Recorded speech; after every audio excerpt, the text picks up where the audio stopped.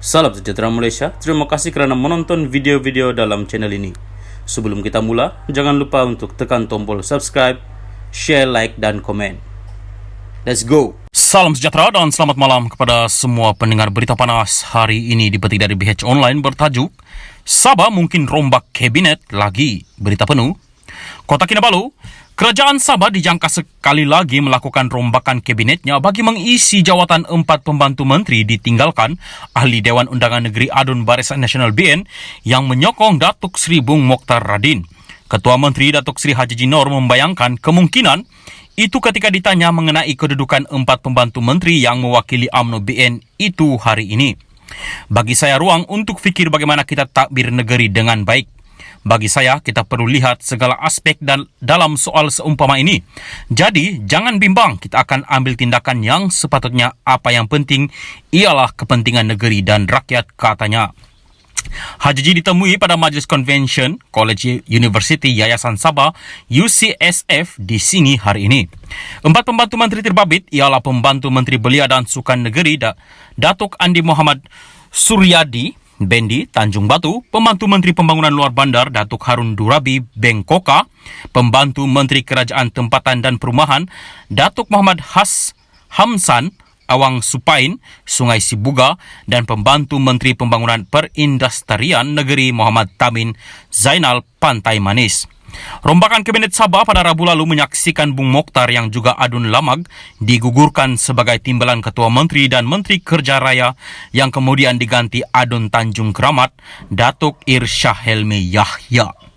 Syahelmi adalah antara 5 adun UMNO yang tidak bersetuju dengan tindakan UMNO Sabah menarik sokongan kepada Haji Ji dan kerajaan negeri pimpinannya. 4 lagi ialah Adun Sindumin Datuk Dr. Yusuf Yaakob, Datuk Muhammad Arsad Bistari Tempasuk, Datuk James Ratib Sugut dan Datuk Jasni Daya Pantai Dalit.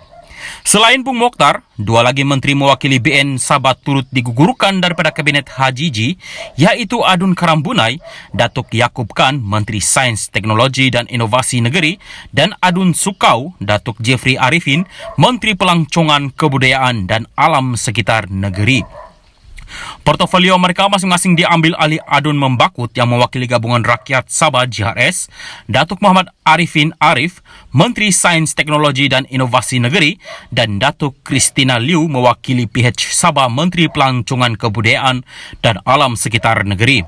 Haji Ji bagaimanapun enggan mengulas sama ada 5 adun UMNO BN yang menyokongnya akan diterima dalam JRS jika dikenakan tindakan oleh UMNO. Ia berikutan pindaan perlembagaan parti itu semalam berhubung tindakan terhadap pemimpinnya menyokong gabungan lain yang tidak disertai UMNO. Dalam hal berkaitan, Haji Ji berkata, rombakan kabinet yang dilakukannya Rabu lalu sudah dimaklumkan kepada Perdana Menteri Datuk Seri Anwar Ibrahim. Sudah tentu saya beritahu dia, bagi saya ini perlu bukan saja untuk maklumkan kepada pucuk pimpinan, persekutuan dan Perdana Menteri, tapi apa yang kita lakukan ini adalah untuk kebaikan Sabah, katanya. Mengenai kenyataan Bung Mokhtar bahawa kemelut politik Sabah belum berakhir, Haji Ji berkata itu pandangan pribadi pengurusi UMNO Sabah itu. Ya, itu dia. Dialah punya cerita, katanya. Semalam Bung Mokhtar berkata walaupun situasi politik di Sabah kini kelihatan tegang, namun pergolakan belum lagi selesai.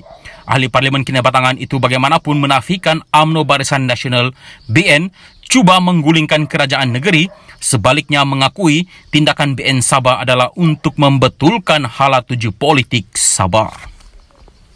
Salam sejahtera dan selamat malam kepada semua pendengar berita panas. Malam ini dipetik dari syabudin.com.net bertajuk Zahid Hamidi ubah pendirian, takut pertandingan, berita penuh. Semalam lain, hari ini lain, itulah gambaran yang boleh disimpulkan tentang pendirian sebenar Presiden UMNO Ahmad Zahid Hamidi mengenai pertandingan 2 jawatan tertinggi dalam parti itu. Ketika bertembung dengan Khairi Jamaluddin di WTCKL semalam, sambil bersalam dengan bekas Menteri Kesehatan itu, Zahid Hamidi menyatakan kesediaannya untuk berlawan. Penegasan Zahid Hamidi itu segera mengundang pujian daripada KJ dan beliau menyifatkan timbalan Perdana Menteri itu sebagai seorang yang berani. Bagaimanapun ketika berucap di perasmian Perhimpunan Agung UMNO 2022, lain pula nada Zahid Hamidi. Beliau sebaliknya menyerahkan kepada perwakilan untuk membuat keputusan sama ada dua jawatan utama parti mahu dipertandingkan atau tidak pada pilihan akan datang ini. Sebagai seorang yang yakin kepada proses demokrasi, saya menyerahkan kepada perwakilan untuk menentukannya. Namun, saya yakin ahli UMNO boleh menilai yang mana kaca, yang mana permata, yang mana pepat di luar, rencong di dalam. Bak kata orang muda, yang mana ori, yang mana fake, katanya ketika menyampaikan ucapan peresmian sebagaimana dipetik daripada FMT. Pertandingan jawatan presiden dan timbalan presiden menimbulkan polemik apabila pemimpin parti mempunyai pandangan berbeza sama ada ia perlu dipertandingkan atau tidak. Ada yang mahu dipertanding dibenarkan, dan ada juga yang tidak mahu diadakan. Kononnya, untuk mengelak perpecahan dalam menghadapi PRN di 6 negeri tidak lama lagi. Tetapi pendirian Zahid Hamidi sendiri sebagai pemimpin yang bakal dilawan, bagaimana? Adakah beliau benar-benar sedia berlawan atau ready to fight sebagaimana yang diucapkannya di depan KJ semalam? Atau pendiriannya sudah berubah setelah melihat bagaimana KJ diserbu dan disambut meriah ketika meninjau perhimpunan sayap-sayap parti semalam? Kenapa mesti serah kepada perwakilan? Tidak bolehkah Zahid Hamidi sendiri secara terbuka menyatakan agar pertandingan tidak dihalang?